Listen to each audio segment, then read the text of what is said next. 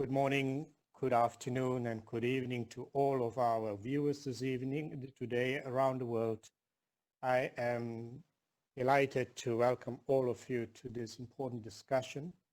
In particular, our distinguished panelists, Mrs. Hanan Ashrawi, Mr. Yossi Beilin, and Mr. James Zogby, fellow Bureau members of the Committee on the Exercise of the Inalienable Rights of the People of Palestine, Minister Riyad Mansour, Excellencies, permanent representatives and ambassadors, distinguished participants and viewers around the world, I am delighted to welcome you all to the United Nations Forum on the Question of Palestine under the theme, The Question of Palestine, Threats of Annexation and the Prospects for Peace. I am Neville Herzer, the permanent representative of Namibia to the United Nations here in New York, and I am one of the vice chairs of the UN Committee on the Exercise of the Inalienable Rights of the Palestinian people. I will be moderating today's virtual event.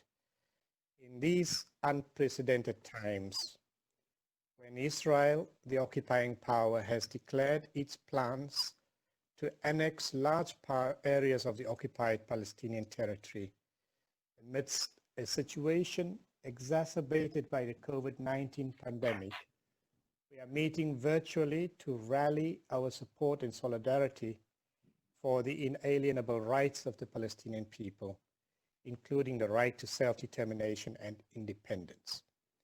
In our last virtual event on 18 May, our committee hosted the Prime Minister of the Government of the State of Palestine, His Excellency Mr. Mohammed Shatai, for a virtual conversation. Today we are convening for the annual United Nations Forum, and it is my pleasure to welcome to this event three distinguished panelists.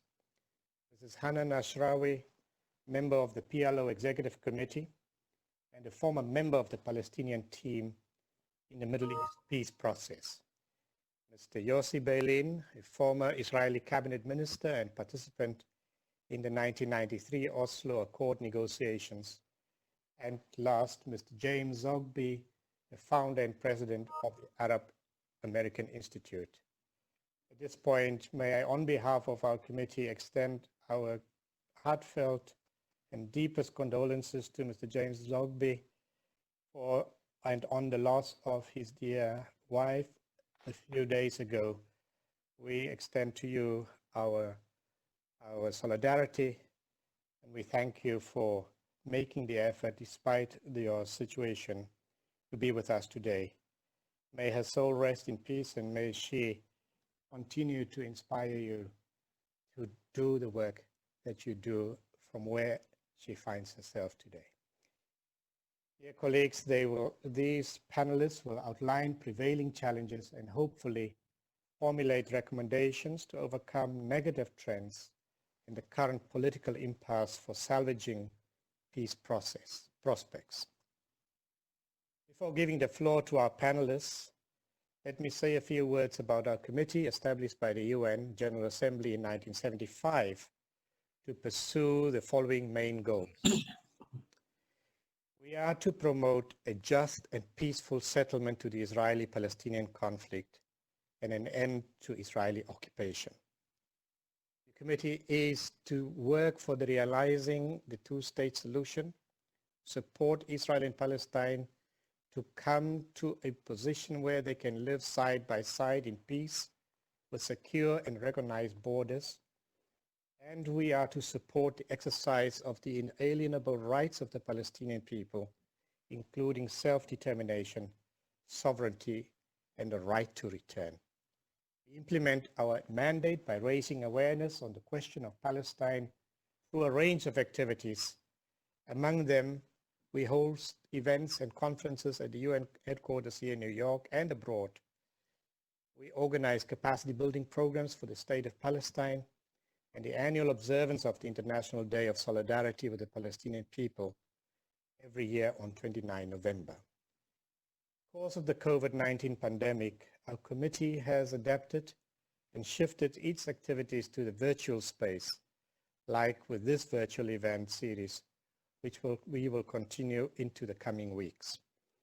Before we start, let me remind everyone that this event is being streamed live via the UN Web TV and the UN YouTube and Facebook channels. And it is further shared on the committee's website, UNISPAL, and its Facebook and Twitter pages. It is also being recorded and which will be available for viewing at your convenience. I would like to give a warm welcome to the audience following us via different platforms. Everyone is also encouraged to tweet the hashtag Rights for Palestine. Following the initial remarks by our panelists, I will open the virtual floor for discussion. We'll also be able to take some questions which member states can pose via the chat box function in WebEx, and the public can pose via the Facebook channel or by sending an email to dpr/meeting@un.org. I would now like us to start the debate, and I would like to give the floor to Mrs. Hanan Ashrawi, the member of the PLO Executive Committee. Mrs. Ashrawi needs no introduction as a renowned Palestinian legislator, an activist and a scholar. In her long career, she has served as a member of the Leadership Committee and as a spokesperson of the Palestinian delegation to the peace process, beginning with the Madrid Conference in 1991. She is a member of the Palestinian Legislative Council since 1996. In 2009, she was elected as member of the Executive Committee of the PLO, making history as the first woman in the highest executive body in Palestine. Ms. Ashrawi has founded and headed many organizations and institutions such as the Independent Commission for Human Rights, the Palestinian Initiative for the Promotion of Global Dialogue and Democracy, and the Coalition for Accountability and Integrity. Ms. Ashrawi, as always, it is an honor for the committee to have you as our guest. You have the floor.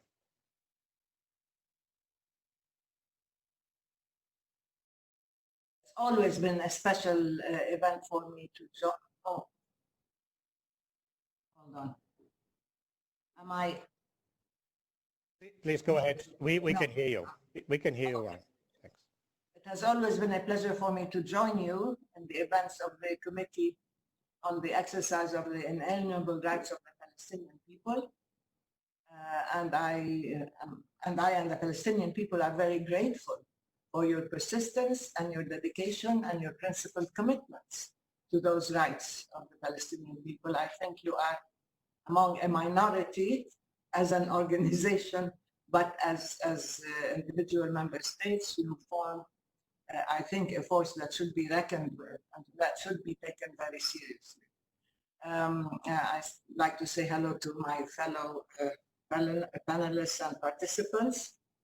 I will start by saying that I think the title of this discussion, the title of this forum, is rather sanguine. It's rather unrealistic in the sense that you're talking about threats of annexation and prospects for peace. The threats of annexation have actually taken place. Annexation has been an ongoing process, a continuum of injustice. If you remember, I mean, the settlement enterprise began in the 70s, 1970. Jerusalem was annexed in 1980. So Israel has always been in a sort of creeping annexation, sometimes galloping annexation, but it's been unilateral and de facto, with the exception, of course, where it legislated for the annexation of Jerusalem and later on for the Golan Heights, the Syrian Golan Heights.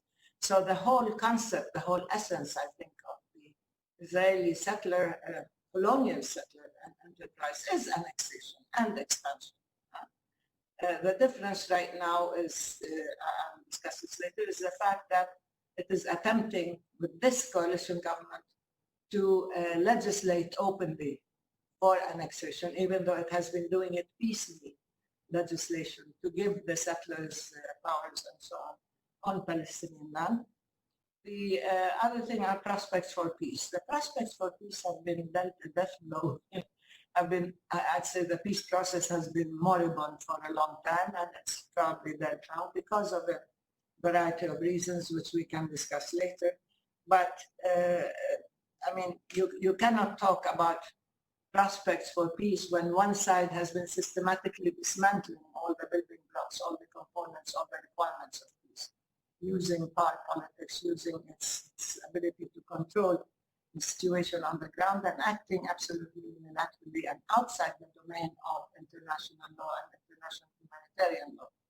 So we are now at a situation that has been in the making for some time.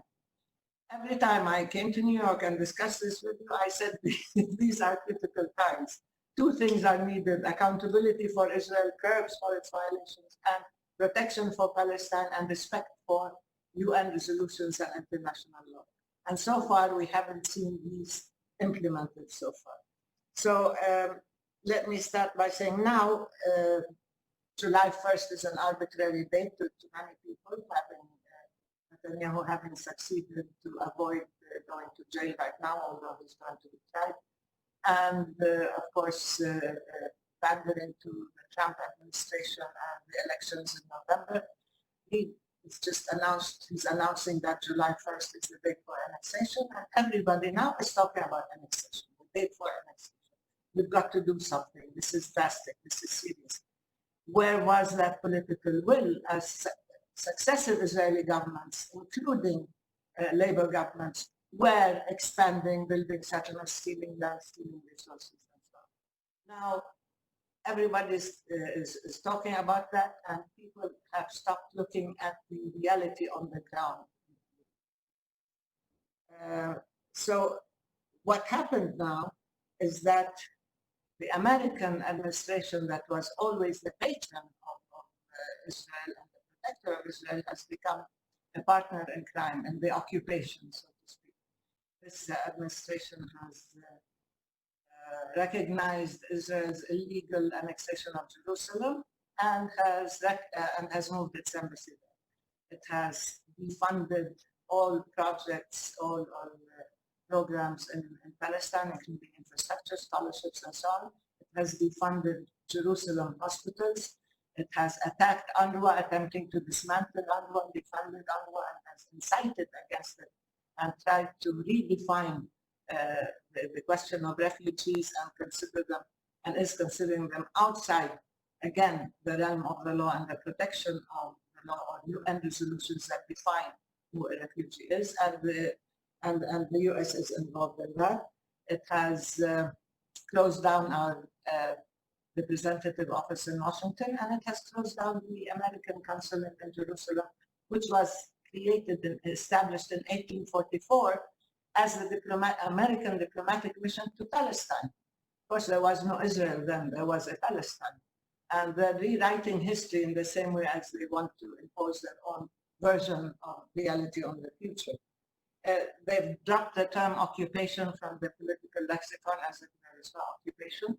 They're talking about settlements as neighborhoods or Jewish communities and so on, because they don't consider them illegal, and so on and so forth. I don't want to go into details, but it's very clear that this American administration is not only complicit, it has also entered into a partnership with Israel, whereby its plan, so to speak, is in itself a license to steal, is in itself attempting to impose on the Palestinians the will of the occupier, and trying to tell the Palestinians that you have to surrender, that you have to succumb.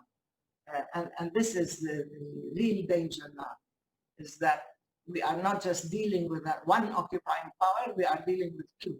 And the US is using all its power and all its weight, I would say this administration, I don't want to say the US, in order to bring about the total demise of any kind, whether two-state or one-state or no-state solution.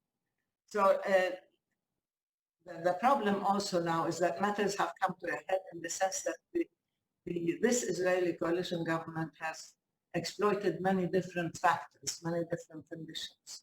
It has exploited the fact that there is a coronavirus. It's a very cynical exploitation in order to speed up its annexation campaign, and in order to talk about the July 1st deadline. In itself, this coalition government represents the most extreme racist expansionist coalition in Israel for a long time, of course.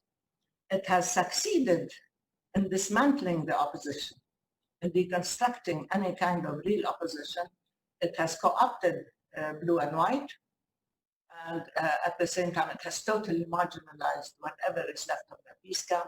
And the Labour Party has succeeded in committing political suicide, so we do not see any real effective left wing in Israel. So it has moved that, and it has also exploited its partnership with the US administration.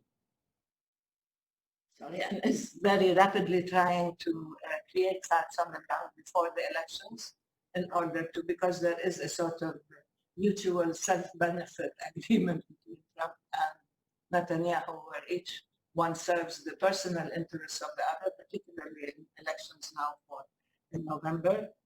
And of course, it is emerging in the context of the hyper ethno-nationalism and identity politics and issues of populism and xenophobia and racism that are coming to a head in many different places in the world, and that are threatening the peace and stability and the global rule of law of the whole world. So this has again enabled and encouraged the excesses of this Israeli government. It is also exploiting the reticence and timidity of the rest of the world, particularly the EU, that constantly issues statements and denunciations and so on, but has not taken any steps or positions, concrete steps, to curb Israeli violations or to hold Israel to account. And of course, it has exploited the UN's inability to implement its own resolutions or to follow through on their own promises, and to bring about the application of their own laws to the situation in Palestine, whether in protecting and providing protection for the Palestinian people, or in holding Israel to account, or in any way using any kind of sanctions to tell Israel that there are consequences to their actions. And they cannot constantly claim preferential treatment. They cannot constantly, for example, criminalize BDS as though it's outside the law when it's a form of nonviolent resistance. And they cannot label anybody who criticizes Israel with the label of anti-Semitism, because it's trying to render Israel's impunity as a modus operandi where anybody who questions that impunity is de facto guilty of being anti-Semitic. This is, I mean, a distortion of the global value system, so to speak. Now they're in a mad race against time to create facts and apply Israeli law de jure, therefore Israeli sovereignty over parts, they say parts of the West Bank, but 30% of the West Bank is not parts, given the fact that they've already annexed also Jerusalem. And these areas are selected in ways as precisely to prevent a territorially viable or contiguous Palestinian state on the one hand, but also to control our water, to control our resources, to control our transportation grid and everything else. So this is an attempt at reinventing the occupation through what is called the ultimate deal, or the deal of the century, or the American plan, which seeks to reposition Israel whereby Israeli security is paramount, where Israel in the region is a major military, political, economic, intelligence power in the region, and the Palestinian question becomes an internal issue for Israel to deal with at will, as the so-called American ambassador to Israel, David Friedman, said. I mean, it is up to Israel what it wants to annex and not annex. They can annex whenever they want and whatever they want.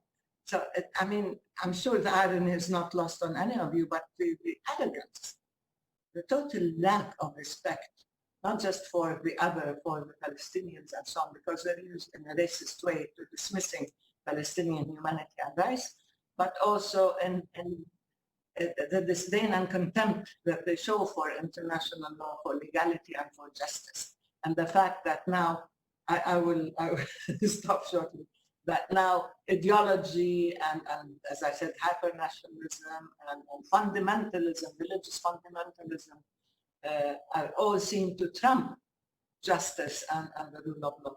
That's why all these factors have created a situation of extreme danger and threat, which threatens not just Palestine, not just Israel, but also the region, and is sending a message to the whole world that if you are strong enough, you can defy the will of the international committee, you can violate the law, you can claim exceptionalism, you can claim preferential treatment, and you can get away with it.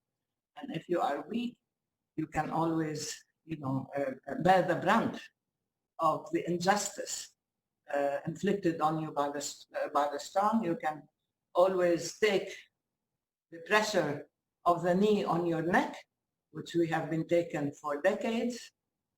And since tomorrow is the anniversary of 53 years of the occupation of the West Bank, including Jerusalem and Gaza, and of course last month was 72 years since the Nakba and the creation of the State of Israel, we are now moving rapidly within the realm of decades of ongoing injustice and an ongoing denial of Palestinian rights, and therefore an ongoing and systemic destruction of the chances of peace.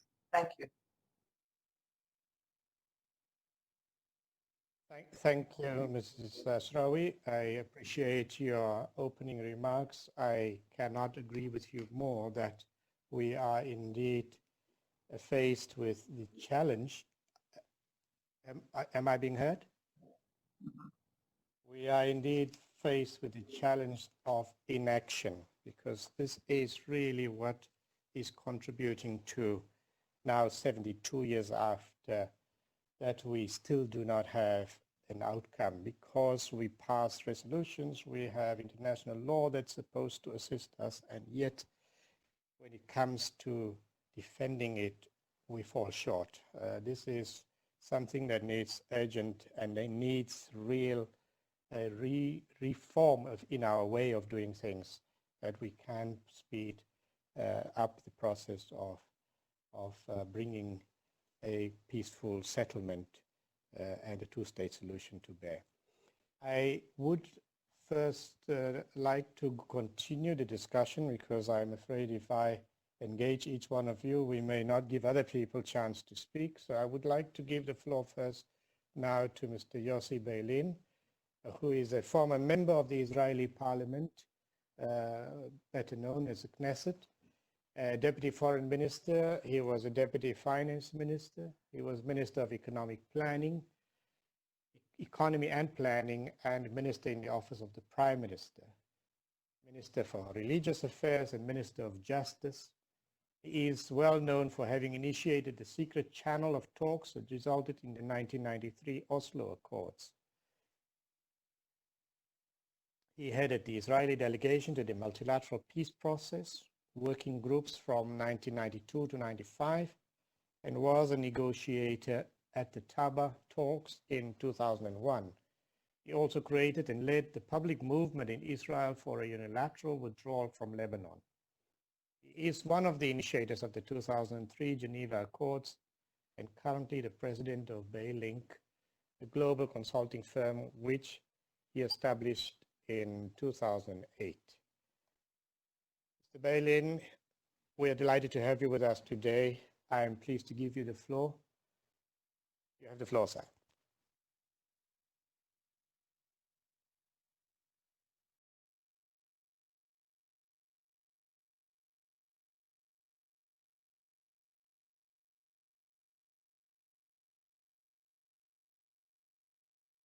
Is Mr. Beilin still with us? Unmute. Unmuted. It's okay? You hear me? Yes, please, go ahead. Wonderful. Sorry. Thank you again for inviting me to this very important panel. It is always good to be among friends. sometimes it is a little bit problematic that we don't have the other side. I mean, somebody who should explain to us why is it so important, urgent, and wise to annex 30% of the West Bank. I mean, I think that the common denominator is that it is an idea which we all reject.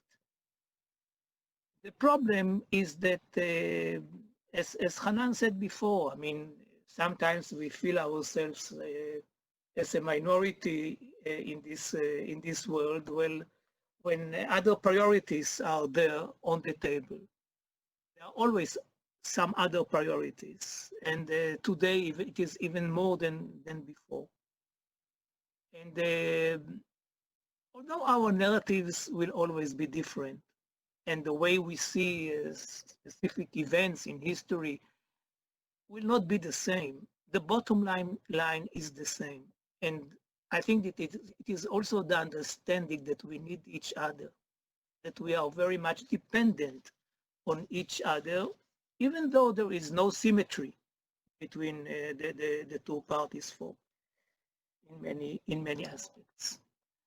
I think that the annexation is awful, catastrophic for Israel, as an Israeli patriot and as a Zionist. This is, in my view, the danger of the end of the idea that Jews should have a state.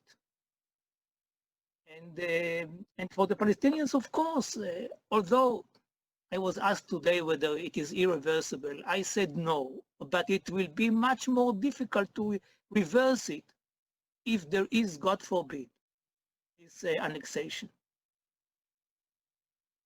Now, the question is, how can we prevent it? And of course, again, Hanan is right that the date is totally arbitrary, but it doesn't mean that this date is not a consequential one. I mean, if somebody decides that this is the date, and God knows exactly why, but if this is the decision, so we are having a problem. We don't have too much time. And the question, how can we prevent it? Now, I don't believe that it is a matter of threats and punishments. I also see the reactions in the world. Personally, I'm trying to talk to whoever wants to hear me about it. And there is a common denominator. Most of the people to whom I talk, all of them, are very much against the idea of annexation. Believe that the Trump plan is between a joke and a disaster. Don't understand how America can suggest something like that. Including, for example, the idea that it is not only that Israel will not accept any refugee in Israel itself, but it will also decide how many refugees will enter the future Palestinian state. I mean, it's inconceivable. But America is America, and the plan exists. In some areas, I believe that some of the ideas there are to the right of Netanyahu. But the question is, in the few days that we are still having, what are we going to do? Is there something that we can do? We can criticize. We are all criticizing. But for sure, it is not. Now, I think that the way, or perhaps there is a way, to suggest something, and this is what I would like to do in the coming minutes. I think that what is needed now is a kind of, if I may say so, a deal. Not the deal of the century, but a deal, our deal. The deal can be to resume the negotiations between the Palestinians and the Israelis. We can suggest a year of negotiations, no preconditions on any side. During this year at least, or then it may be extended if needed, but during this year, there will not be taken any unilateral steps by both sides, which will prejudice the permanent agreement, of course. Meaning that this will defer the decision about annexation at least by 1 year. Now, the point is the following one. The parties should take into consideration the relevant UN resolutions, previous attempts to achieve a permanent agreement, informal suggestions and formal proposals, including the Arab Peace Initiative and the Peace to Prosperity Plan, which is the Trump plan. I think that the deal here is mainly to say to Trump, okay, for the time being, nobody, or not nobody, but at least the Palestinian leadership and most of the countries in the world rejected your plan. The peace camp in Israel rejected you. On the other hand, the Arab Peace Initiative, which at least in my private view was the most important idea which was initiated by the Arab world vis-a-vis the Palestinian-Israeli conflict, was rejected by Israel and is rejected by the Trump plan. So let us refer to both of them, not base negotiations on them, but take them into consideration. In that case, in such a case, for the Trump administration, it is an achievement. First, that there is a resumption of the talks, because for many years we have not talked to each other formally. And second, it is a kind of an acceptance of the Trump plan as a reference point, as one of the reference points. On the other hand, we are deferring and maybe preventing the annexation, and the Arab Peace Initiative is having the legitimacy of being part of the reference points for the parties. Now, I don't know whether this idea is the panacea. If you ask me, it is not that I like it so much. I'm not enthusiastic about suggesting to have this plan of Trump or whoever wrote it as a reference point. It doesn't have, in my view, the same weight like the Arab Initiative. And having said that, I believe that if we do something like that, it might be for the administration a substitute for the idea of the annexation, especially when I don't know enough, but my feeling is that there are second thoughts in Washington about the implementation of the Trump plan. I hope that it is true, mainly because the Arab leaders are who in the beginning were quite, I would say, neutral to positive, or some of them, to the Trump plan. Understood that they cannot go on with this policy, especially after the Arab League resolutions, and apparently also the media in the Arab world and the public opinion.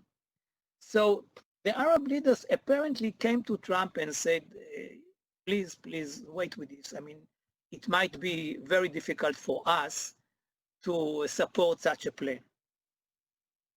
And if this is the case, and if there is such a second thoughts in the White House, then such a suggestion, which don't think for a moment that it is an Israeli suggestion. Okay, I mean we are having a factory for ideas, and some informal Palestinians were very involved in molding this idea.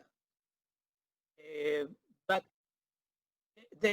something like that, maybe something which is not exactly that, but such an idea may perhaps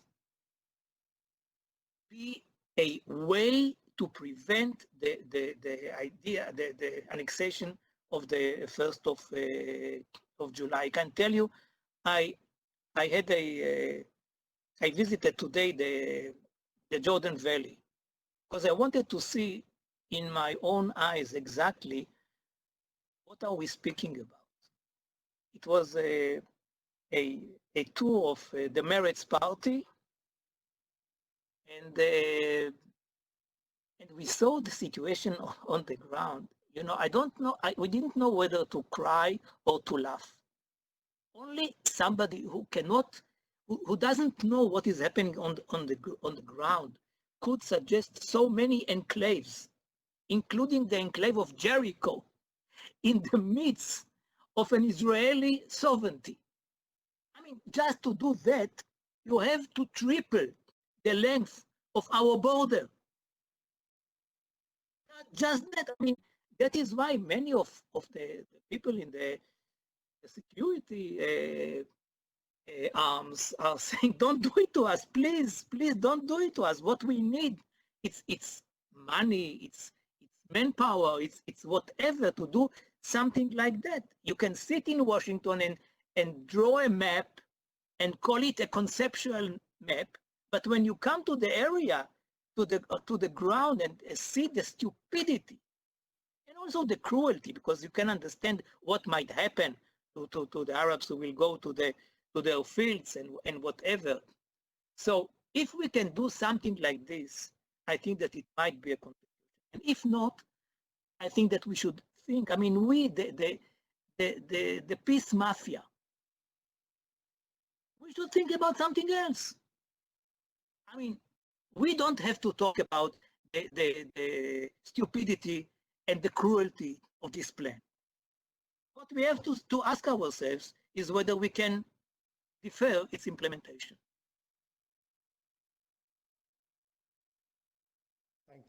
Thank you very much, Mr. Beilin, for your first introductory remarks, which I think are giving us tremendous food for thought.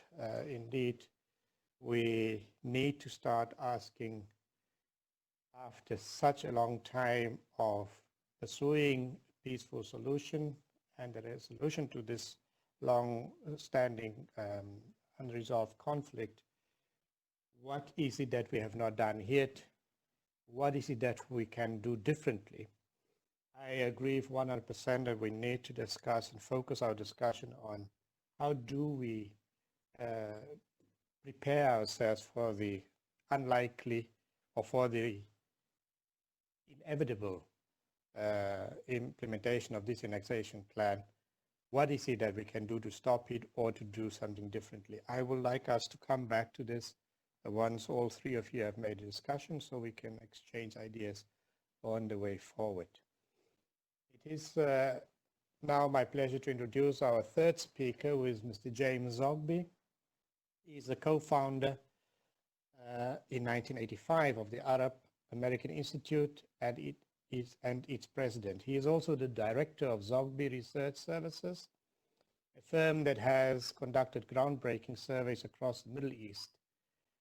Further, for the past 3 decades, he has served in leadership roles in the Democratic National Committee and served 2 terms as President Obama appointee to the United States Commission on International Religious Freedom. He writes a weekly column published in 12 countries and is featured frequently on national and international media as an expert on Middle East affairs. In 2010, Zogby published the book Arab Voices.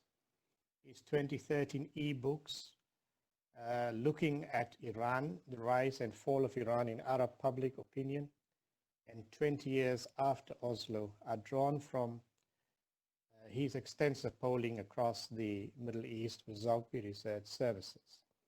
So you can see another panelist with a wealth of experience and deep knowledge of the subject to contribute to our discussion today. Mr. Zogby, we are pleased to have you with us. Sir, you have the floor. Thank you very much. I'm honored to be a part of this panel, and it certainly is taking place at a timely date. I will put I guess what I'd say is that I'll put an exclamation point after what Hanan said, and I have a few questions with regard to what Yossi said. In particular, none of us should be surprised we are where we are today. This has been brewing for 50 years or more. In many ways, it's been brewing for 100 years. What's taking place with the Trump plan is no different than what happened at San Remo 100 years ago, when Europe arrogated to itself the decision to ignore the needs, the rights, the aspirations of the indigenous people of the Arab world, and to carve that region up to serve their own interests. President Trump is doing the same, ignoring the fact that there are real people on the ground in Palestine whose rights and aspirations are being ignored. And Ambassador Friedman is sitting down with an Israeli team to draw up a map, to decide, I'll take this part, you take this part. What's infuriating is that Palestinians are being chided for not participating in this process, which is akin to a patient who's being forced to undergo against his will an amputation, but being asked to hold the scalpel while the doctor begins to cut. It is bizarre that we're at this point, but it should not be a surprise to us. As Hanan said, the settlement enterprise has been ongoing for more than 50 years. And beginning with the World Zionist Organization, the Drobel's plan in the late 70s, what was clear was that it was not a question of security or thickening borders, but it was specifically designed to make the creation of a contiguous Palestinian state. The settlements were placed in strategic locations with roads connecting them to Israel proper to ensure that there would be a division of those territories and they would never be unified. After Oslo, when many had hopes that there would be peace, in the first 8 years after Oslo, the number of settlers in the West Bank doubled. West Bank, and that includes what the Israelis call East Jerusalem, which is in fact 24 Arab villages that have been surrounded by a wall and are now called Arab neighborhoods of Jerusalem. They're actually villages whose lands have been taken and are now surrounded by settlements. The population doubled. And in the last 20 years, it doubled again, so that today there are 650,000 Israeli settlers in the Palestinian territories. And there is a wall, 290 miles of a wall and 100 plus checkpoints. And every time one of these would take place, we would be told it could be reversed. It could be reversed. And now what we were told could be reversed are now considered existing realities that cannot be taken away. The Israelis got the message. It's illegal, it's unhelpful, it's contrary to peace, it's not, it's a unilateral action, but once you build it, it's an existing reality. So why not build it? As the old saying would go, better to do it and ask forgiveness than ask permission in the first place. And that's the operation that Israel has been carrying out for years. And nothing was done about it. The United States would complain, would protest, but then would ultimately acquiesce. And so I don't blame either the Netanyahu government today for the situation we're in, nor do I blame the Trump administration for the situation that's in. This conflict and the situation we are at today has many parents. among them successive American administrations going back to the beginning of the occupation, and successive Israeli governments who have also laid the predicate for where we are at this point in time. Israel learned, let the US whine. They won't do anything. And so given the lack of accountability, there was impunity. And the result of that impunity is that today you cannot even imagine in your wildest dreams how you could create an Israeli government that would be opposed to annexation. Even the so-called opposition could not form a government because they were chided by Netanyahu and ultimately ran afraid of including Arabs in that government because it would be a minority government, because it would be a minority government in the sense that it would have Arab citizens, Palestinian Arab citizens of Israel included in the government. So that in one sense, the deal of the century and where we are at this point is, as Hanan suggests, it's like, to use a Catholic expression, it's like sprinkling holy water on the ill-gotten gains of US wrought Israeli impunity. Even liberal US voices opposed to annexation fall short in this discussion. The discussion's Israel-centric. If Israel annexes, it's the danger that it'll no longer be a Jewish state, as if somehow the rights of Palestinians don't get included or factored into that conversation at all. A one-state solution is feared because you'll have too many Arabs in that state, the demographic time bomb, as it's called. The arguments become racist, the arguments become quite disturbing, and need, I think, to be dismissed. The second concern I have with the liberal response in the US is that they will oppose annexation and they'll say, I favor a two-state solution. I call it the two-state absolution. It's as if I don't do anything at all, as long as I say, oh, I support two states, then I'm in a good position. But you're not, because you're supporting two states when one of those states can never come into existence because of policies you refuse to condemn and or sanction. And that brings me to the final point. Sanction and accountability become absolutely essential for this discussion. We are beyond dialogue. We've been beyond dialogue for decades now. We are now at the point where there must be a price paid.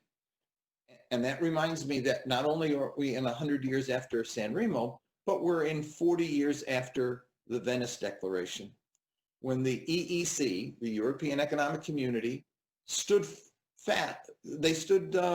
forthright, and they said quite clearly, there should be Palestinian self-determination, the PLO should be included in the conversation, and the UN resolutions should be enforced. And they did so because they had lost faith in the ability of the United States to act as an honest broker. And yet, for 40 years, Europe has done nothing to implement the many resolutions that they have passed.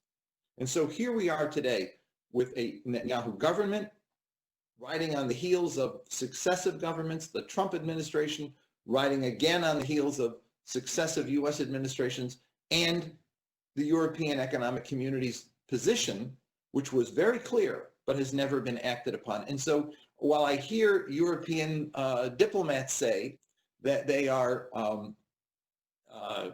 concerned about annexation, I say that's great, but what are you going to do about it? Are you going to whine? Are you going to complain? Are you going to protest or issue a diplomatic note, which the Israelis will pocket, and maybe pocket by throwing in a waste paper basket? This is exactly what they want, because those behaviors only feed impunity. There's no price to pay. If there is not a confirmed position that there will be economic penalties to pay for annexation, then there will be no rolling back of that decision. And so I will leave you with that accountability is key, and accountability requires that there be a price to pay. There is no other option. The Israelis will scream, but it may actually alter behavior, and it would strengthen the peace forces in Israel, because once there's a price to pay, those who support peace will have in fact, a position that they can hold on to. If you want it to get better, this is what we must do. And I think that I will leave you with that. And thank you for the opportunity to participate in this conversation.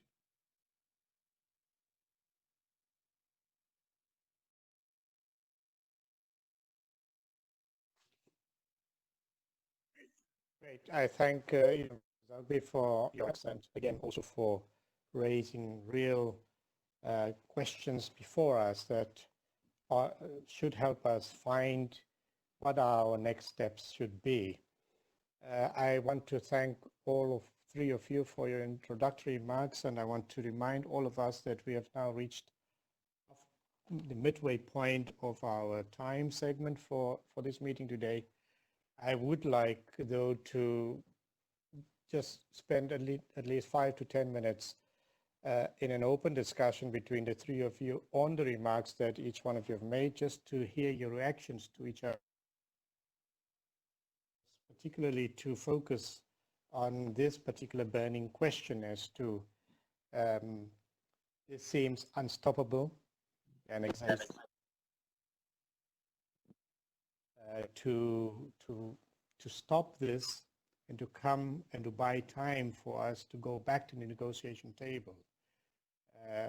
So the question I would also like us to focus on is, what are the options for Palestinian action if there are no sanctions imposed by the international community on Israel?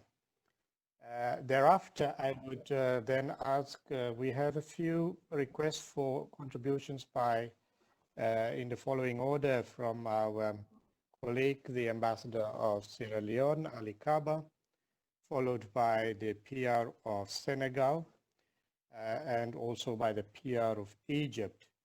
I'm also starting to receive some questions on the webpage, which we will attend to. One of them is from the mission of Tunisia. As you know, they serve in the Security Council and represent the Arab community in the Security Council as an African seat holder. So can I then open the floor and ask Ms. Ashrawi, Mr. Beilin, and Zogby to answer, to respond to what you've heard from each other? May I start? Sure, please go ahead. Okay, I will start by saying that the last thing we need is more negotiations. We have been negotiating since 1991, and we have explored many different types of negotiations, and given the power asymmetry, and given the fact that Israel is free to create facts on the ground and to use its power as an occupier without accountability and constraints, that the negotiations would only buy more time for Israel to create more facts, as it has done, given the fact that the Oslo process in itself is a very flawed process and has within it built-in self-destruct mechanisms that enabled Israel to continue in this matter. So now we do more of the same and we think that we can have different results. No, I think that more negotiations would be not only counterintuitive, but would be counterproductive. What we need, as Jim said, is accountability and sanctions. We've been saying that for years. We went to the ICC. We should pursue the ICC. Now the US has mobilized in the same way as Israel has mobilized in order to attack the ICC, prevent the ICC from doing its work, and to continue giving Israel a free hand and preferential treatment to act outside the law. That's the problem.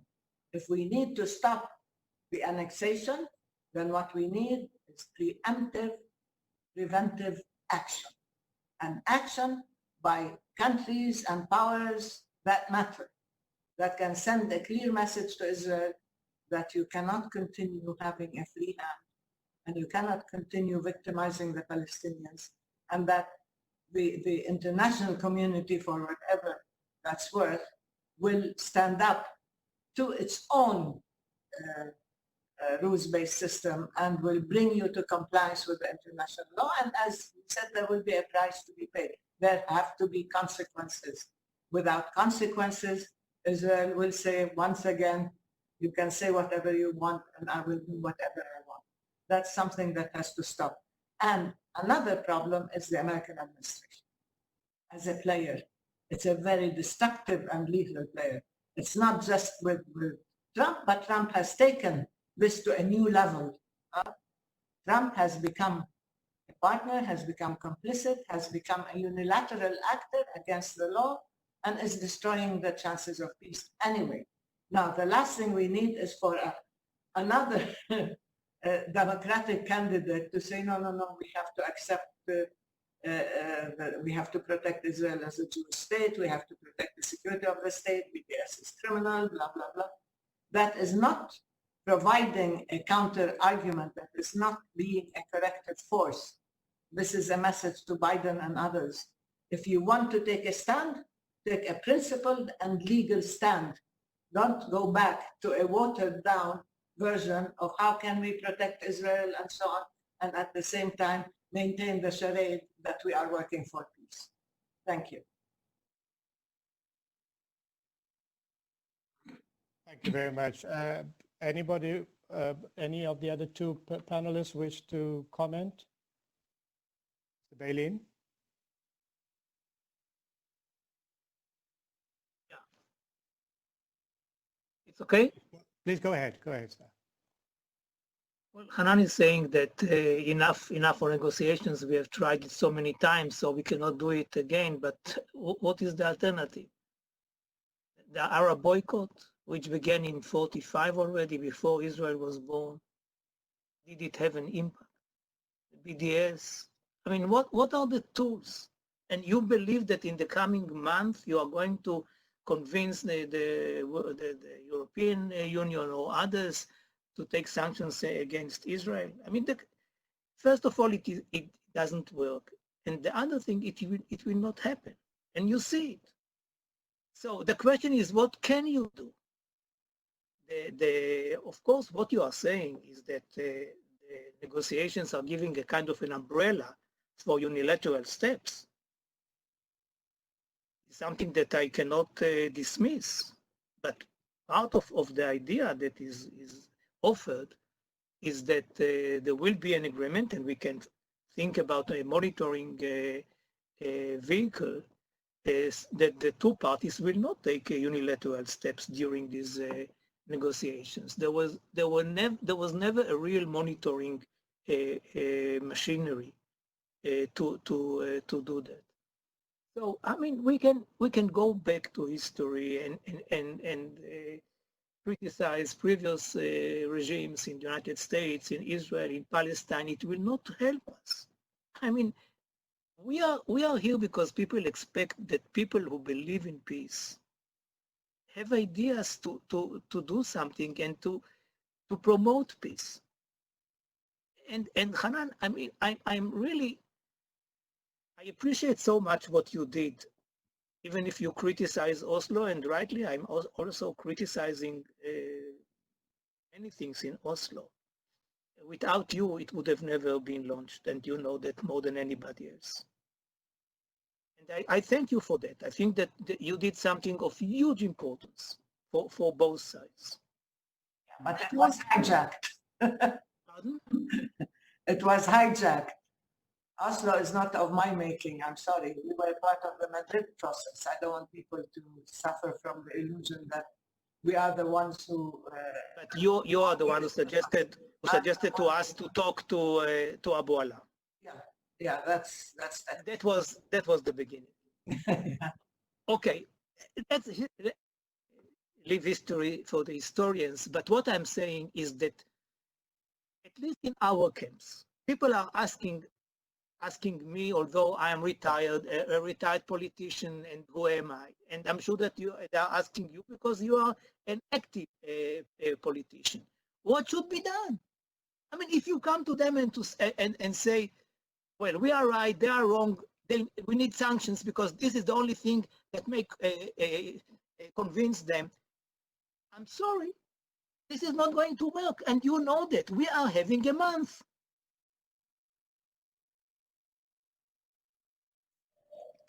May I say one thing? Just one small quotation. No justice, no peace. Please. Go ahead. There's no way you can have peace based on an injustice. Justice is very, very subjective, as you know, in our case. So you have your story, your narrative, and it's fine. And I have my narrative, but I have less than a month to prevent a catastrophe. I hear both of you. I'd like to just ask Mr. James Zogby also how he sees this conversation. Listen, you have less than a month to avoid catastrophe. This has been building for decades. And the reality is that annexation, as I said, only sprinkles holy water on a rather deformed child that has been brewing now, has been in the womb for 52 years. Deal with the reality. We stood by, the US did, Israelis did, the Europeans did, while Israel was creating this situation. The only thing that has not been tried are sanctions. We've moaned, we've whined, we've passed resolutions, we've issued declarations, but Israel never paid a price for that behavior. As a parent, if you do that with a child, you get a spoiled child. And a spoiled child knows, I can act out all I want. I'm never going to be punished. And so they continue to act out. Israel's been acting out now for decades. And Yossi, look, you can say it won't make a difference. It made a difference in South Africa. It made a huge difference in South Africa. Why is the US taking such enormous efforts to impose sanctions on Iran if they don't think it works? Why do we take sanctions against Russia because of Crimea or Turkey because of Northern Cyprus if we don't think it works? Why do we pass sanctions resolutions against countries all over the world? I was on the US Commission for 4 years on international religious freedom. We sanctioned, we proposed penalties for countries all over the world for violating religious freedom. When Israel was building the wall that was taking the valley to the south of Jerusalem, and it was church land, we issued we proposed a resolution. The pro-Israel groups from the right and the left went hysterical. Why are you singling Israel out? Why are you singling it? I said, we're not singling Israel out. You're singling it out as the only country we cannot treat as a normal state. A normal state, when it does bad things, pays a price for it. And if you don't pay a price for it, then you continue to do bad things. So here's the point. If those ministers from the EU want to have an impact, they will not issue a declaration, but they will impose economic sanctions. And you say it won't work, but it's never been tried. And if you try it, believe me, it will have an impact. Because a society that is facing not just criticism, but economic penalties for their behavior has to rethink its actions. If it weren't so, if BDS were so meaningless, why the hysteria over trying to stop it? Why do we have more than half of the US states in the United States being pressured to pass legislation to make BDS criminal behavior, to penalize people for it? If it weren't effective, why are millions being spent? Why is there money from the Israeli government budget being devoted to combating BDS around the world? And so I rest my case. Sanctions create accountability. Accountability is the beginning of justice, and justice and equal rights and human rights are what we need recognized. Thank you very much, Mr. Zogby. In fact, you are touching on the example of South Africa. My country too was an example where this pressure from sanctions, joined of course by liberation struggle, had the desired impact. But of course, we are not advocating a physical conflict in this discussion. Of course, the dilemma for us is getting sanctions through the Security Council will become a stalemate for us. And I think we will have to work, as you propose, to look at regional organizations and perhaps sanctions imposed by other groups at this point. But I would like first, before we go too deep into a discussion just amongst the three of us, I would like to ask Minister Mansour if he wishes to take the floor just to expound on anything that has been said. And then I want to give the floor to the ambassador of Sierra Leone to make his intervention. Could we bring Minister Riyad Mansour in, please? Yes, I can hear you, Nabil. Go ahead, sir. Thank you very much. Let me begin by extending our gratitude to the three panelists for being with us and for their contribution to this discussion at this very critical moment in our history. Let me also, Nabil, through you, express our gratitude to the Committee on the Exercise of the Inalienable Rights of the Palestinian People for organizing this additional virtual event at this very important moment. Also to thank our chairman, my twin brother, Sheikh Niang, the chairman of our committee, and the 50 members and observer countries who constitute this committee that is playing, and it has been playing, a remarkable role in upholding justice for the Palestinian people and advancing the cause of Palestine. We are very thankful to all the things that you do. You are the last unique body in the General Assembly in which you are still carrying the torch for advancing the cause of the Palestinian people. We are grateful to you very much. We are grateful to the Division for Palestinian Rights for all the technical and all the help that they provided for us to make this event an event that we are now going through, and also to the UN system for providing us with the technology to be able to do that, and for the thousands among thousands of people who are watching us and listening to us in all corners of the globe. Now, I know that the situation is very bleak and very, very negative, and it's almost like an impossible situation because of the accumulation that my friend Jim Zogby referred to. But, I just want to tell you, the committee, along with many other bodies at the UN, we are in the forefront, and we have been for a long time fighting against all the issues that have been raised by, Hanan, by Jim, by, many of you. And we succeeded collectively, at least in the international arena, of creating a reality of recognizing the state of Palestine. Observer, full member, these are details. And that allowed us to go to the ICC. That allowed us to go and open a legal door, a possibility of a legal door for accountability and consequences. I am also proud of the collective effort that allowed us, among other things, in the Security Council to adopt Resolution 2334, which contained operative paragraph 5, in which it called for differentiation. It opened the door slightly for dealing with Israel on the basis of the 4th of June, 1967, and the occupied territory.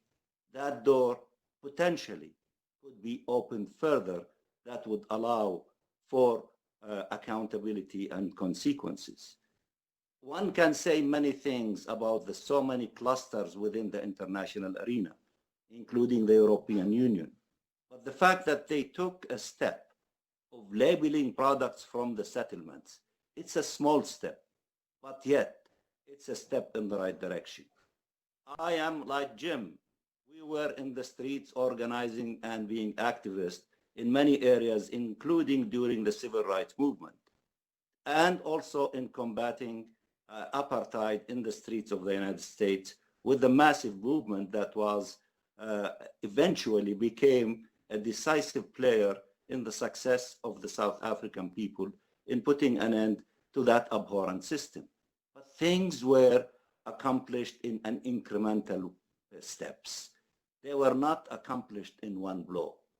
While what Jim analyzed since San Marino until now, things were so much in the negative front, but yet our effort should not be discounted that we are not marching in the right direction. Are we getting to that point? I don't think so, but I am confident that we will get to that point. Now, with regard to annexation, I can tell you with complete confidence that from the moment that the Trump administration took the step with regard to Jerusalem and the embassy, and later on put their very unilateral, illegal, wrong plan on the table, that they did not succeed in any component of the United Nations in convincing them to replace their ideas with the global consensus at the United Nations, rooted in international law and the respect and the defense of the Security Council and General Assembly resolutions. They did not succeed, and they are still trying to replace their ideas with the global consensus, including the Arab Peace Initiative. Is this the end of the struggle? No, it's not. Can we succeed in not allowing annexation to take place in July and in August? I can tell you that the committee, the different components in the UN system are all standing together in opposing annexation because it is illegal and it is a devastating step in the direction of trying to destroy the two-state solution. Are we going to succeed in not allowing annexation to take place? I sincerely hope so, and I'm working day and night for that.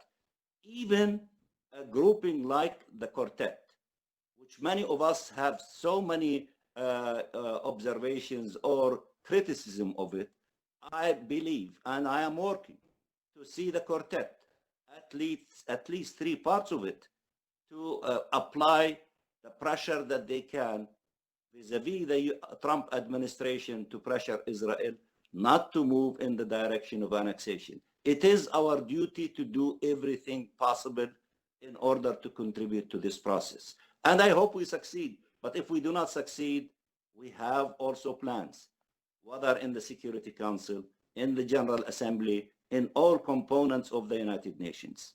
That's our duty, and we are a committee at the United Nations. We are telling you what we do. We are telling you what we will continue to do. And I am optimistic, as in the case of South Africa, in the case of Namibia, in the case of putting an end to colonization, that in the case of Palestine, we are contributing in a significant way. But of course, all of our work is based on the steadfastness of the Palestinian people on the ground for staying in Palestine, resisting in the occupied Palestinian territory, including East Jerusalem and the Gaza Strip and all other parts. And I think all these things one day will allow us to negate all the negative things that my friend Jim referred to. Let me conclude by asking Jim a question. This election in the United States of America this year is a crucial election. I know what is happening in Congress as much as you do, whether it is the number of senators who are opposing, whether it is the number of members of the House, even statements by very brave, principled people like Bernie Sanders and others, or even some statements attributed to the vice president who is now the running candidate for the Democratic Party. I'm having a mental block, not Biden. Name, Biden. Psychological. But what I'm trying to say, Jim, you are a very active player in that process. And I think that this election is crucial for many reasons, including of what is really happening for the last 8-9 days in terms of racism. And I think that if the Trump administration not to be re-elected, that would be a very important step in the direction of trying to minimize the negative trend over the years by different U.S. administration. If you can shed some light as to your thinking of this election, its importance, its effect on the things that we are talking about, I think that that would be a very important contribution to those who are listening to us and watching us. Again, I am so delighted to see all of you. I am Hanan, you are my sister. I love you immensely, and I'm so delighted always to have you with us, you know, and to share your thoughts and ideas. And you know, and I'm happy that this event is taking place. Thank you very much. Thank you, Riyad, for your intervention. Colleagues, we are going to run a little bit over time, but I wish to accommodate at least 3 questions now before we ask the panelists to respond. We already have the question from Riyad, but I'd like to just read a question out that has come from the Council of Tunisia. Tunisia is an Arab member in the Security Council, and they will continue with the same determination and commitment its efforts to defend the Palestinian cause in this very critical stage as Israel, the occupying power, insists on the pursuit of its policy of aggression and fait accompli with the aim of annexing parts of the Palestinian territory in a further flagrant breach of international law. This is simply what Tunisia wants to bring towards the discussion. They are not posing a question, they're just reconfirming their commitment.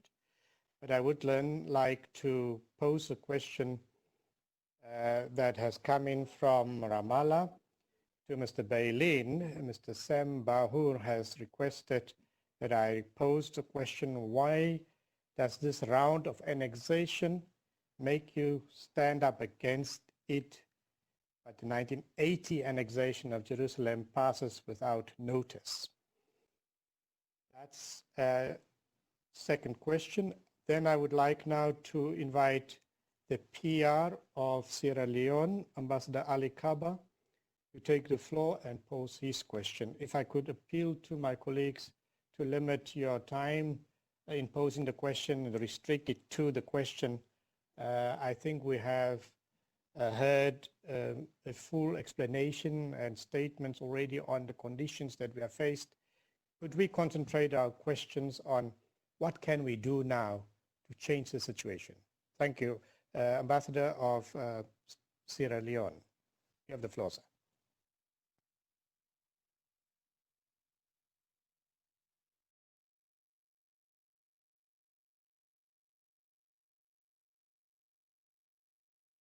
Is my friend Ali Kaba not online yet?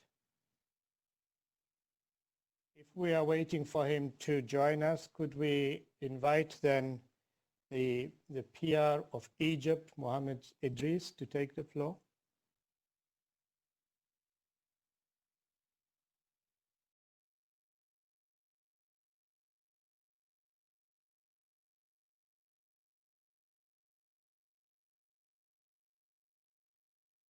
Can I ask the administrators to assist us to bring in the questioners? Yes, brother. I am seeing the ambassador Yes, of Egypt, please. with you, my dear brother. Yeah. With you. I was able to unmute myself at the end. Thank you, my dear brother. Welcome, sir. You have the floor.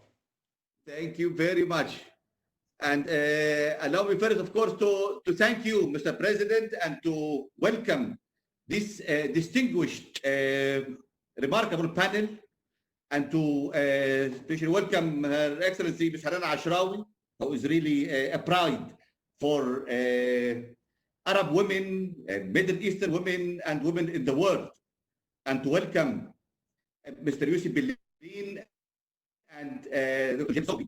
Of course, Egypt, needless to say, that we are looking forward to the implementation of a just, comprehensive, and permanent settlement of the Palestinian question based on the establishment of a Palestinian state on the pre-1967 borders with East Jerusalem as its capital according to UN resolutions, especially Resolution 2334.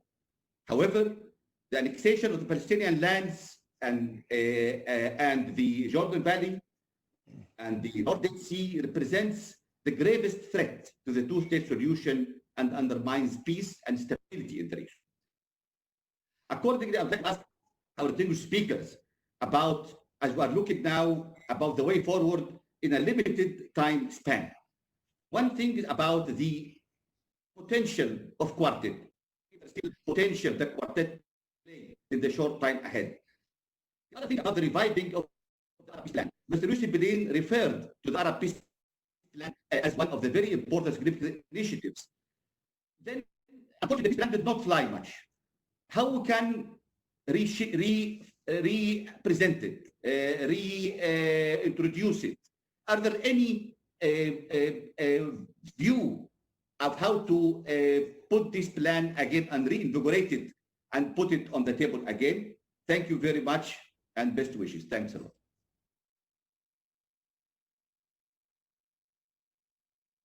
Thank you very much, Ambassador of Egypt. I will now ask Ambassador of Senegal, the PR of Senegal, Ambassador Sheikh Niang, who happens to be the chair of this committee, for him to ask a question. He is requested to speak in his national capacity, not as the chair, but I know as being the twin brother of Riyadh, he will also combine his question in that sense. Thank you. Ambassador Niang, you have the floor.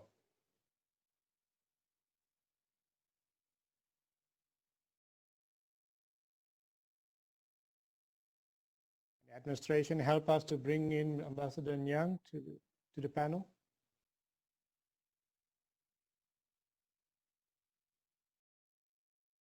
While we are waiting for Ambassador Niang to join us, could I also ask the administrators to bring in so long the Chargé d'Affaires of Cuba and the Ambassador of Indonesia. I believe he has not had to go on to the Security Council meeting now, but the representative that will stand in for Indonesia. If we can... Brother Nabil, I'm here. Excellent. Well, we have Ambassador Niang. Welcome, my brother. Please you have the floor. Thank you. Thank you very much. I will be very short because my interest would be to listen to others speak and listen to them. And Brother Neville, I would like to congratulate you for the very able and brilliant way you are conducting our meeting. I would like also to thank our distinguished panelists for their insight, their candor in their initial statements.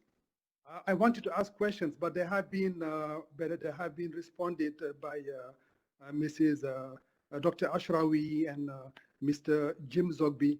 It was about what is the way forward. We are now being in a kind of quagmire. And my view was that I think the legal route should be considered very seriously, and I was glad that Dr. Ashrawi mentioned that.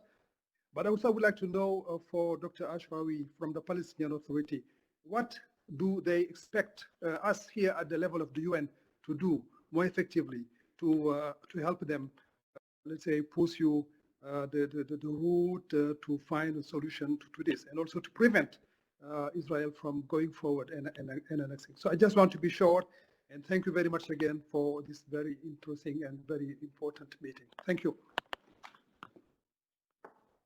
Very good. Thank you, my brother. I trust that our panelists are taking note of the questions posed. I just would like to finish with the questions first. We have only two more that have asked for the floor before I revert to the panelists. At this stage, I'd like to invite the PR of Sierra Leone, Ambassador Ali Kaba. Are you now with us?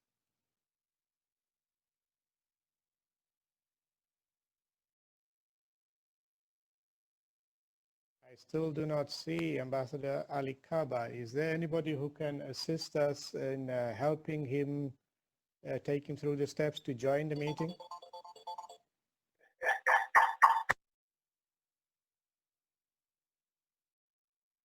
It doesn't look like I'm getting Ali Kaba with us. In that case, well, it looks like he's calling me on the phone. Ambassador, you are not unmuted. You cannot unmute yourself? Muted by the host. I'll ask them to unmute you then. The administrators, can you please help unmute Ambassador Ali Kaba? He's unable to do it himself.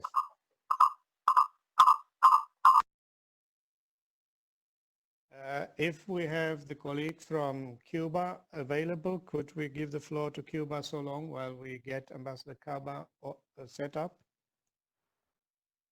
Good morning, Ambassador. Please go ahead, Anna. Welcome. Yes, I thank you, the Committee on the Right of the Palestine people for this forum, and also I thank the panelists for the very important and very interesting comment. I don't have a specific question because most of the colleagues that speak previous to me already raised those questions. I would like only to say, in the sake of the time, that Cuba also joined those who raise their voices and appeal to the international community, and in particular to the Security Council, to show their responsibility and take urgent action to counteract the threat of annexation. And I agree with the panelists and other speakers before all that if we do not take a specific action, Israel is going to continue acting with impunity. I think that we need to think collectively how we are going to move forward, but it's clear to us that something different has to be done in order that Israel stop all the plan of annexation. So thank you so much, and I give the floor to the other because we know that there is time constraint now. Thank you. Thank you very much, my sister. I appreciate your cooperation in this regard. Can I ask if Ali Kaba is now available? Excellency, are you now with us?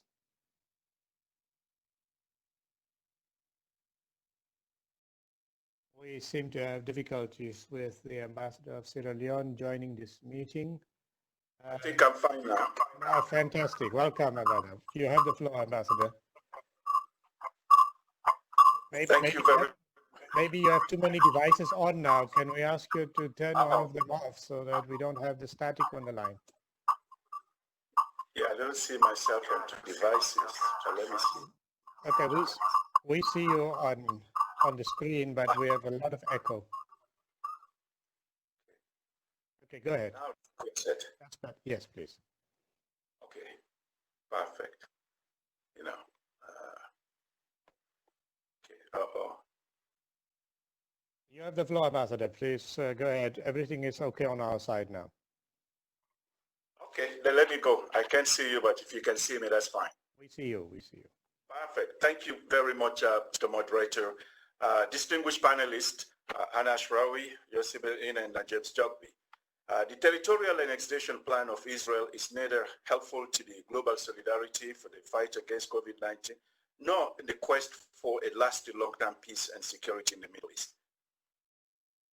Let me also be clear here that the global community is presently saddled with an existential problem of public health crisis having multidimensional effect that could only be addressed by greater multilateral synergy. Annexation plan, therefore, will undoubtedly lead to waste effort and resources mobilized over the years to bring an enduring solution to the Israeli-Palestinian conflict. The delegation of Sierra Leone joins the broad international chorus in condemning the planned annexation of occupied Palestinian territory by Israel, and further calls on the government of Israel to commit itself to the search for a just and lasting solution to the question of Palestine based on the relevant Security Council and General Assembly resolutions, which articulate clearly a vision for a two-state solution. Against this backdrop of this principled position of the delegation of Sierra Leone, my delegation wishes to ask the following questions. Given the unilateral and unconditional support of the U.S. to Israel's planned annexation of occupied Palestinian territories, which raises genuine concerns about the continuing viability of the approach towards seeking a durable peace based on a two-state solution, how viable is the quartet in this Israeli-Palestinian conflict going forward? And in line with the question that my distinguished colleague of Senegal raised, what can we do at the UN here at this level? For us, we know that Africa has always been on the right side of history on the question of Palestine.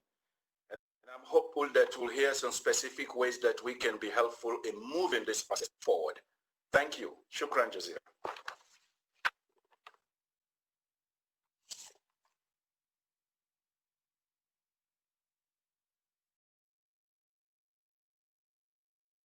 To assure you that we have managed to get extension for another 30 minutes, so we will finish our meeting at 11:55. I trust that you are all able to stay with us for another 25 minutes so that we would have opportunity for all of you to respond and to make some closing observations before we close the meeting. Therefore, I will now close the list of questions and I will give the floor to the last two speakers, who is the representative from Indonesia, and then followed by the representative from the Permanent Mission of Kenya. These are the last two contributors that we will have. And then I will pose one more question that we have received online, which I will do last. I give the floor now to the representative from the Permanent Mission of Indonesia. You have the floor. Thank you, Ambassador. Welcome. And thank you, the Secretariat, for organizing this forum today. As well as I would like to also express my highest appreciation to all the distinguished panelists for the informative and comprehensive presentations. To begin, I would like to reaffirm Indonesia's long-standing support and solidarity for the Palestinian cause, and strongly reject and condemn Israel's plan to annex Palestinian territory in the West Bank. And I am certain that Indonesia is not alone.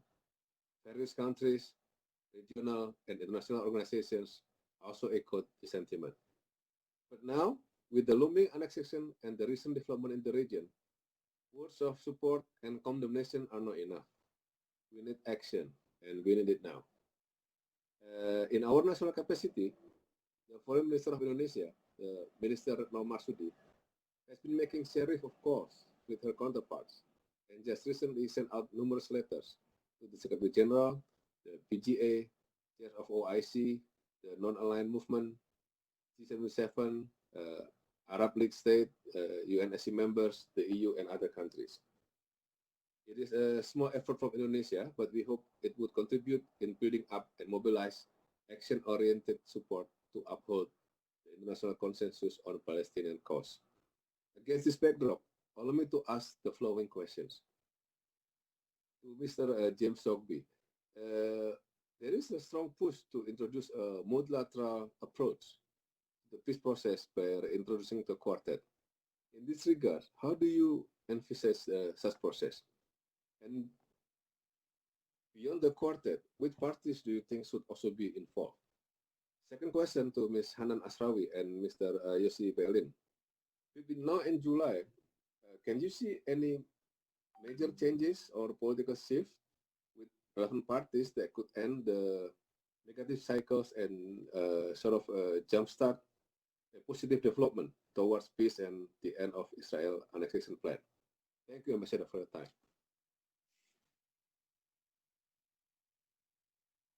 Thank you very much, Deputy Ambassador, PR of Indonesia. I have a request for the floor from the Deputy Permanent Representative of Kenya. I do not have the name in front of me, and our administrators are finding it difficult to find you on the list. If you could perhaps indicate to the administrator your details so that they can allow you in.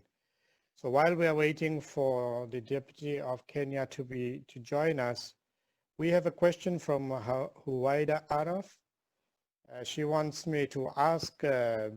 Yossi, why doesn't he start campaigning for or talking to the European countries about sanctioning Israel? This will be much more effective than pushing for a return to negotiations that may not be that fruitful. So the question is, can you initiate or start discussing with the European Union about applying sanctions against Israel? Why are you not doing that? That is the question. I also want to put to you that we have received a question from Pat Westwater Young in the USA. They would like to know, how can grassroots efforts by people in the United States be supported in the ICC. It seems to me that that would be as impactful as sanctions, which is unlikely by the US at this time. This is from Pat Westwater. She goes on, or he goes on, grassroots actions can ask for sanctions and support the ICC case, but can you give us some suggestion as to how to do that? It would also be helpful to know how people engaged in grassroots efforts can work in concert with each other to support the case in the ICC.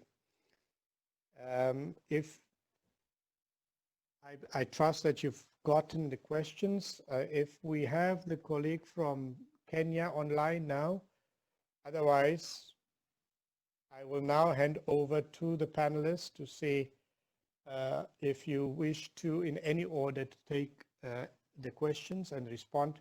Perhaps we can start first with Mr. James Zogby, and then go from there to see the panelists' response to interventions that we have had so far. So Zogby, you have the floor. Thank you. Just quickly then, the first question was about the U.S. political process. Correct. There are those who, on the pro-Israel side, who lament the fact that Israel has become a partisan issue, and they pledge to bring it back to a bipartisan issue. While in Congress, you have Democrats still voting in a very pro-Israel way. Public opinion has shifted, and shifted both dramatically, and I think it's irreversible. You have now attitudes toward the Middle East and Israel-Palestinian conflict between Democrats and Republicans, very much like other key wedge issues in American politics, whether gay marriage or race relations or criminal justice reform. Democrats are in the 2/3 for a different policy, 1/3 against. Republicans are 1/3 for continuing the same policy, 2/3 against. They're mirror reflections of each other. Even on the question of sanctions, 56% of Democrats think that if Israel continues to violate human rights of Palestinians, they should suffer U.S. economic sanctions. So there is a body of support growing that is irritated with continued policy the way it is. And that's what accounts for the ability of a Bernie Sanders or an Elizabeth Warren or even a Pete Buttigieg to say that they would consider reducing aid, because they know that there's a base of support for that in public opinion. And I think that that's growing. Vice President Biden has not taken that position. He has opposed annexation, but hasn't taken that position. But I saw a headline in the paper today that said that Joe Biden's presidency would look like Franklin Roosevelt. Given the crisis that we're in, presidents become transformed. And I believe that given where the base of the Democratic Party is moving, that there is an opportunity for, in a Democratic administration, to make further change. We have change now among a young cohort in Congress. I mean, 18 senators had a pretty tough letter to Netanyahu and Gantz from the Blue and White Party opposing annexation. I think more is yet to come. So I am hopeful about the future here in America. What would be critical, I think, is a more strategic Palestinian response. The Palestinians have been, I think, somewhat absent in terms of a more vigorous response to annexation and settlement policy, and the strangling that Israel is the way that Israel is strangling them, whether it be in the form of nonviolent mass action. I mean, issuing a resolution, going to the criminal, the International Criminal Court, is not as significant as mass visible action. That's what was decisive in South Africa, and I think is still needed here. On the quartet, look, the criticism of the quartet back for decades has been that it was became a puppet of the United States, especially during the Bush administration. There was a I forget which, I think it was the UN representative who left and issued a rather substantial report on the fact that the puppet was a fiction covering for US leadership. And I think that therein lies part of the problem, is that both the Europeans and the rest of the world community have ceded control over the peace process to the United States, which is, because of domestic politics, has been incapable of behaving as an honest broker. It's therefore, I think, of some urgency for alternatives to be found. And the way to create that alternative is through a unified sanctions program. If the countries that formed the EEC, or if a block of nations that currently trade with Israel were to announce a sanctions program, that would put them in the driver's seat in terms of moving forward. Israel would have to respond.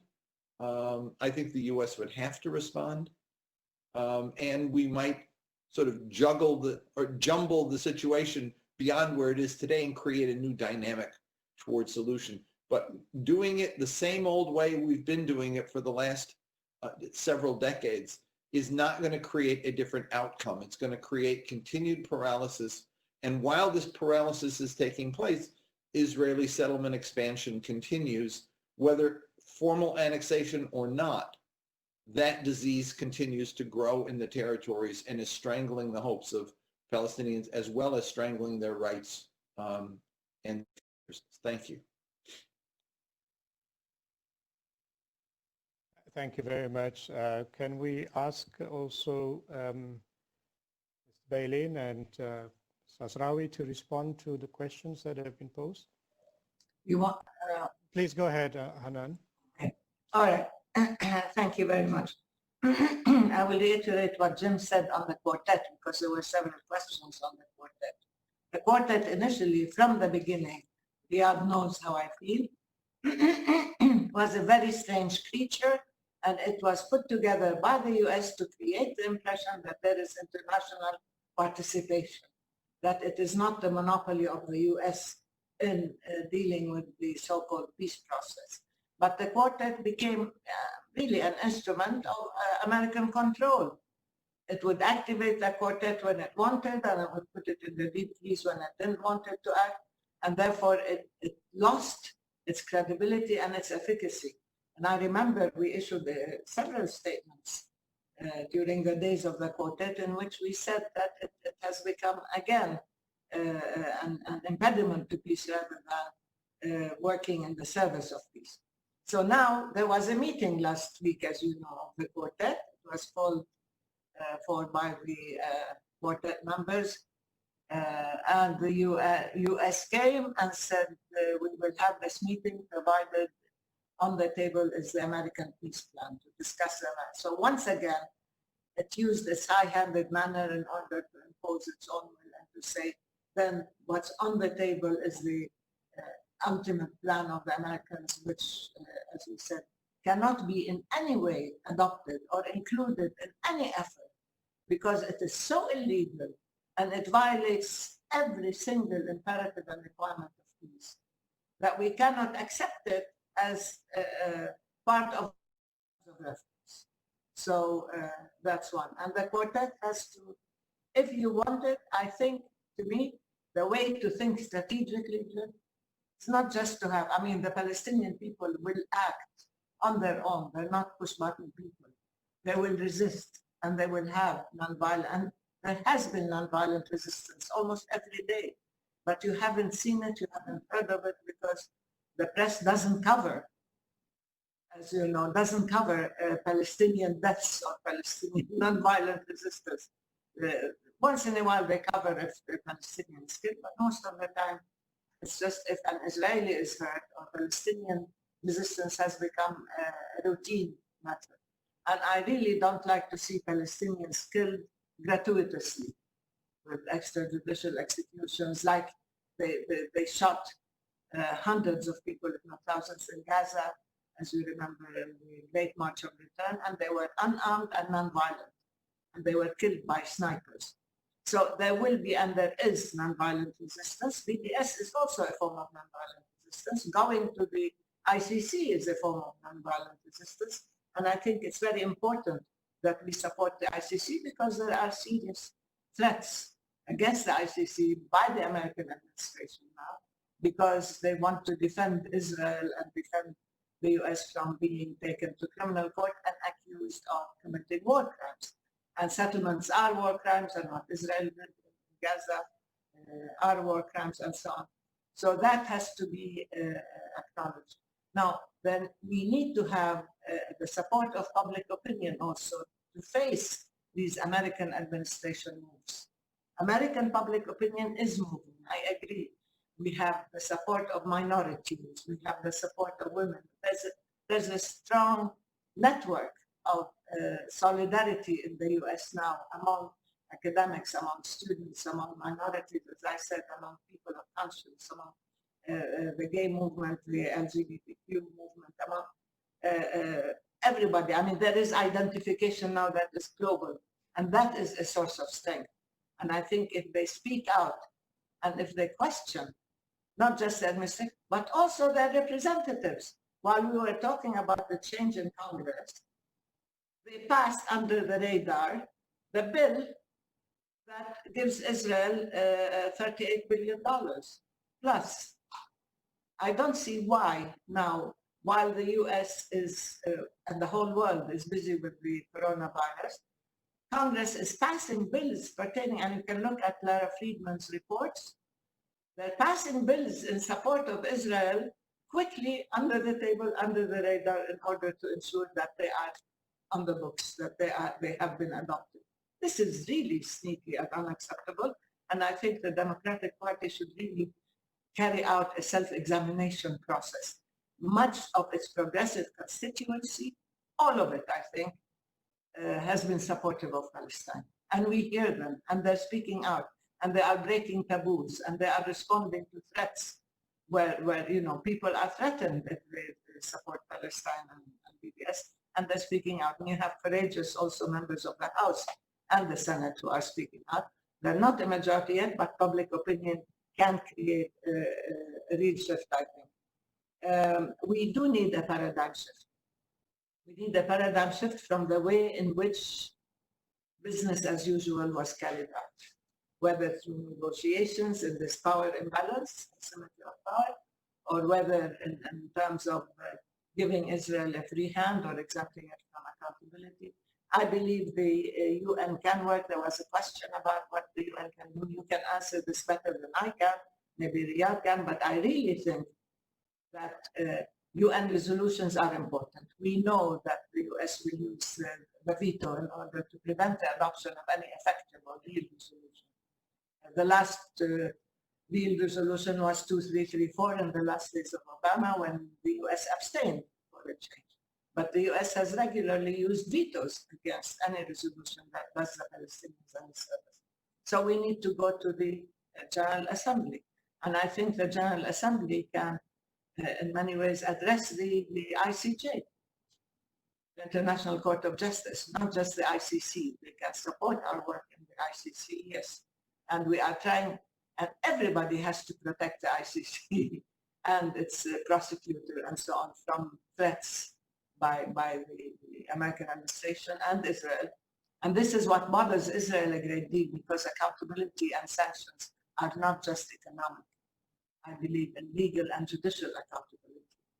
And I think that war criminals should be called as such and should be held accountable. And countries that have the universal jurisdiction law should also use the universal jurisdiction law in order to hold war criminals accountable. If the General Assembly can go to the ICJ and ask in the same way that we did, Riyadh, you can explain this, when we got the ruling, the advisory ruling on the apartheid wall.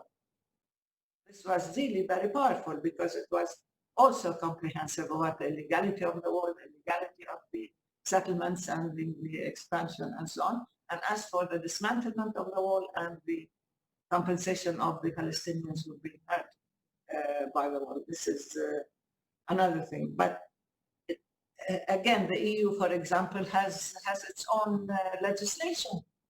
I don't see why the EU continues to give Israel preferential treatment and agreements and so on, when it is in violation of EU legislation.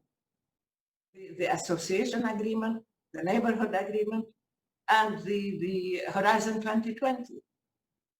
Israel is getting enormous amounts in, for example, research in Horizon 2020. And they shouldn't. All the EU has to do is say, you violated the terms of the agreement, we will not, we are no longer bound by the agreement. Stop. This is the law. The same thing, the Palestinians, we try to do a paradigm. We are the only party that is held responsible or accountable as per agreements that Israel has totally negated, violated, and destroyed. And yet, we, as the weaker party under occupation, are always told you are bound by these agreements. And yet, Israel is not bound. Israel and the US have violated the agreement. So what we're saying is that now we are no longer bound by the agreement. We are redefining our relationship to Israel. We have redefined our relationship to the US once it became complicit. And we are moving in the direction of more multilateralism, the UN, international agencies, and international organizations, because we believe this is the anchor that we have, and we believe in the face of, again, racism and xenophobia and power politics, you have to have a critical mass of people who still believe that the global rule of law must prevail, international humanitarian law must be respected, and the vulnerable must be protected. And this is where we can make it. Thank you. Thank you, Ms. Ashrawi. We have a few, actually two more questions that have come in, but I really want to give Mr. Beilin a chance to respond quickly. We have very little time left, and I just want us to wrap up our session by concentrating on the way forward. Of course, there has been a letter that I've seen from from a group of senators in Washington, where they have expressed their objection to the annexation plans, and I think we should commend them for that and find ways to strengthen or support that initiative as well. So at this point, can I ask Mr. Beilin to respond to some of the points that were raised? And then we will have to bring the meeting to a close within the next 3 to 4 minutes. Thank you. Beilin, you have the floor. I don't want to enter into the debate about sanctions as the best way to change the situation. I personally, I don't support this way. I'm not going to convince any country or organization in the world to boycott my country. And I think that what is much more realistic, and also you know that it is not realistic. I mean, you're speaking about the EU as if it is a homogenic organization. You know that there are at least 3, 4, 5 countries which will not join any such a decision. There's a need for consensus, and it is unrealistic. Not only, I believe, inefficient. I think that what is important and can be done in an easier way is to raise voices. I mean, at least the feeling in my country is that the whole issue of the Israeli-Palestinian conflict, whether it is violence, whether it is annexation, whatever it is not on the agenda of the world anymore.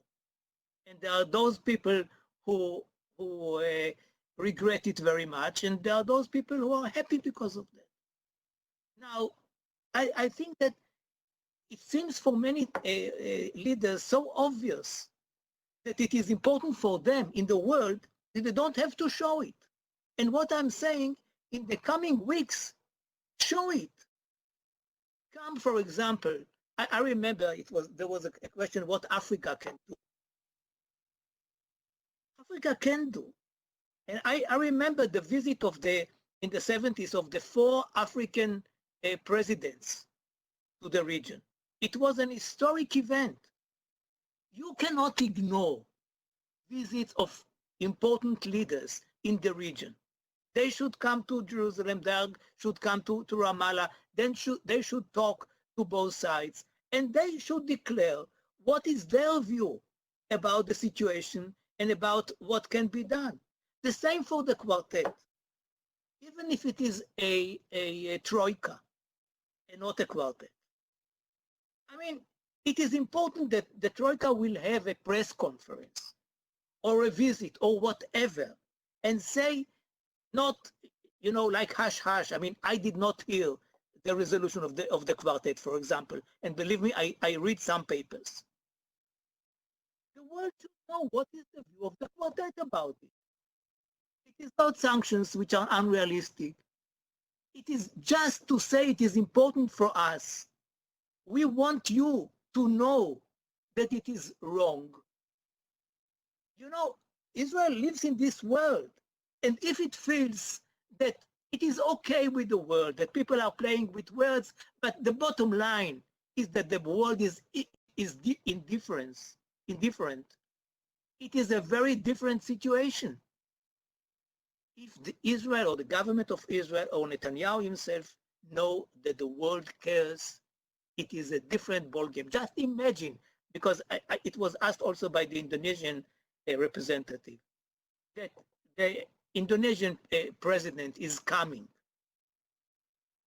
to the region, talking to both sides. You can imagine that it will be the headlines. Just that, before you punish anybody, talk, say something. Give the impression that it is, you care about it, that you are worried about the situation, that the day after the annexation will be different than the day before. This is not the feeling here. And when we are doing it, I mean the peace camp, you know, they are saying, okay, you say that after the annexation it will be horrible, but we know the world. See the Arab quartet, see the other quartet, what are they saying? So the first thing in the coming weeks, if you ask me, what can be done besides what I described before, I suggested before, is just to have press conferences on Zoom or whatever, or if possible to take a plane and to come and to make out of it an issue, that there is a world out there which did not give up on us, which doesn't believe that we are doomed, that doesn't believe that the Palestinian issue is not relevant, which doesn't understand the interdependency of Israelis and Palestinians, which is not anti-Israeli and not anti-Palestinian, but pro-Israel and pro-Palestine, and believe that the solution for both sides is the two-state solution. At least do that. Beilin, I thank you very much for your observations. Certainly, we are leaving this meeting knowing full well that the time ahead of us is full of challenges.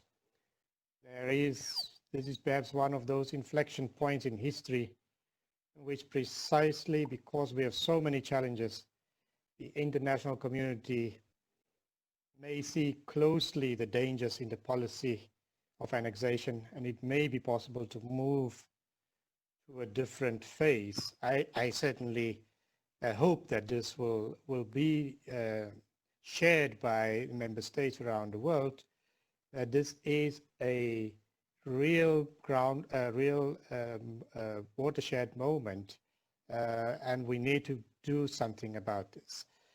I really would have loved to give each one of you more time to wrap up and to give us final comments, but within 30 seconds this line will be cut and nobody will be hearing you. So may I just at this point thank you all for your invaluable contribution to this discussion and for highlighting the challenges that lie ahead of us and the urgency for us all as international